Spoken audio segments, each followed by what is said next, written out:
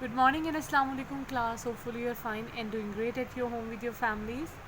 Okay beta, today we will do words meaning of the poem. As we have completed the reading of the poem, main theme or main idea of the poem, and now we will do words meaning. First of all, we will mention classwork, and after that date, Tuesday 21st July 2020, subject English literature, textbook read now, page number 1. Topic Our Light, and it's a poem. Exercise number 2, write the meanings.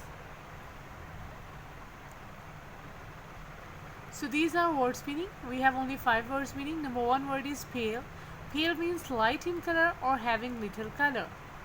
Number 2, quiver, trembling with fear. Trembling with fear. Weird, strange, peep, a quick look, to take a secret look. When you are hiding and looking at someone, it's called peep, that you don't want to know them, that you are looking at them. Cheeky, naughty, and disrespectful. So these were the words meaning. These were only 5 words meaning, so you have to make sentences of these words as well. Note sentences will be made with the words from words meaning.